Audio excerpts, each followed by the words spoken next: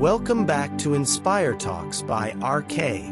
If you're listening to this, maybe there's a small part of you that's tired of being strong, tired of pretending, tired of growing up too fast. Stay with me till the end. This story might help you meet the child you left behind. Sparkles Tilta. Never let the child inside you die, Sparkles. There was once a boy named Evan Cole, bright-eyed, curious, endlessly hopeful.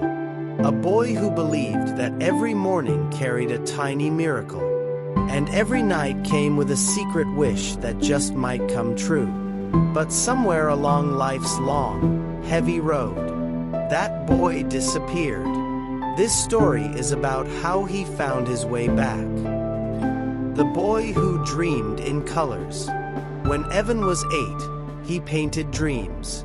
Literally.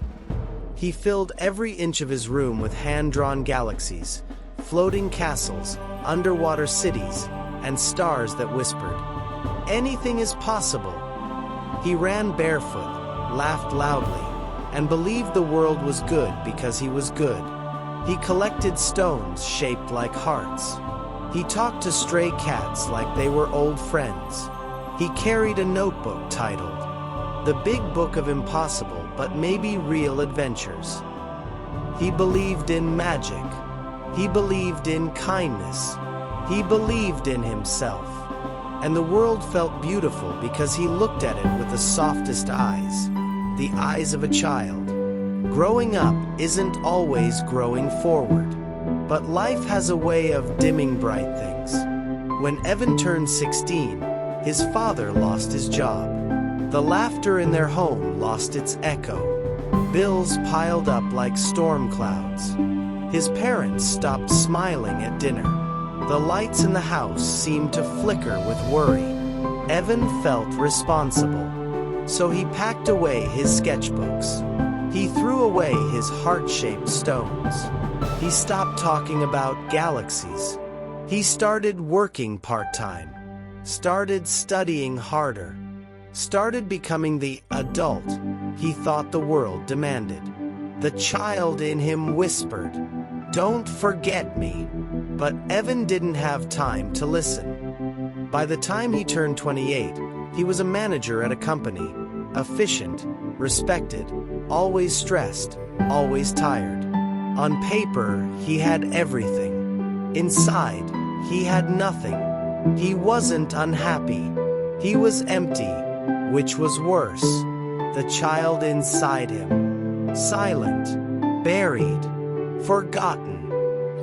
The breakdown he didn't see coming. One evening, Evan stayed late at work. His desk lamp flickered. The office was silent except for the hum of the old heater. He stared at his computer screen, then at the wall, then at the floor. Nothing felt real. He felt stuck, like he was living someone else's life. His chest tightened. His breath grew quick. A tear fell before he even knew he was crying. He whispered into the empty room, "What happened to me?" His voice cracked. He didn't know who he was anymore. He only knew who he used to be, and that made him cry harder. The child he left behind. When he got home, exhausted and hollow, something unusual happened. His neighbor's 6-year-old daughter, Ella, was sitting in the hallway with crayons scattered everywhere. She looked up at him and said with complete seriousness, "Mr. Evan, will you help me draw a dragon?" He almost said no. He had emails, deadlines, responsibilities, but something inside him stirred. A flicker, a memory, a tiny spark.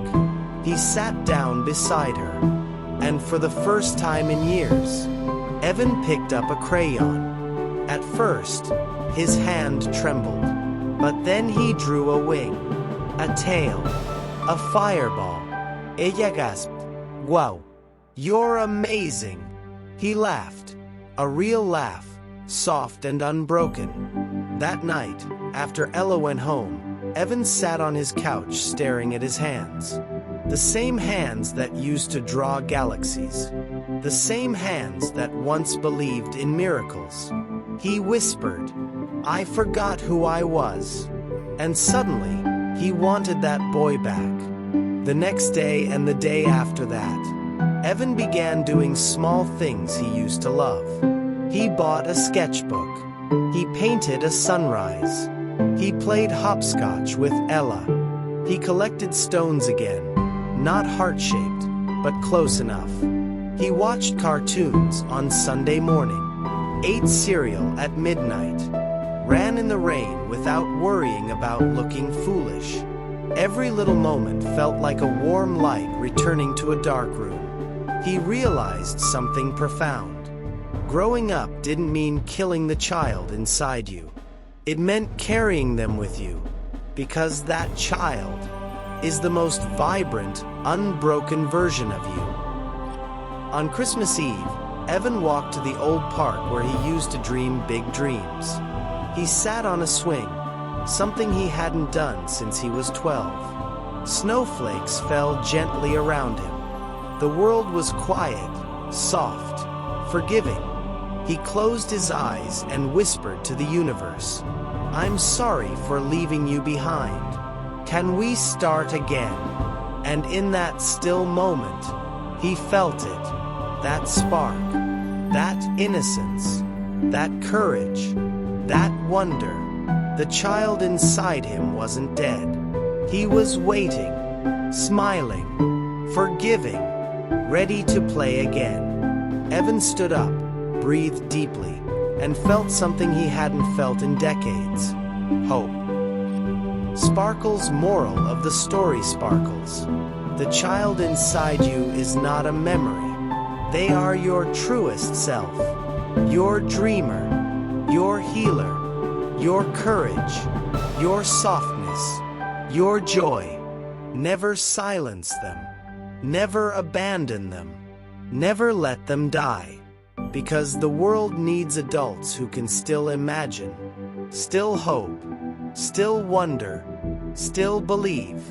The happiest people are not those who grew up, but those who grew up without losing themselves.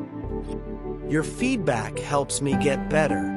Did anything feel off or could be improved? Let me know in the comments. If this story touched your heart, then let your finger do one small thing. Hit that like button. And if you want to walk with me in more such journeys, then subscribe. Our next story might just find you before you find it. Thanks for watching.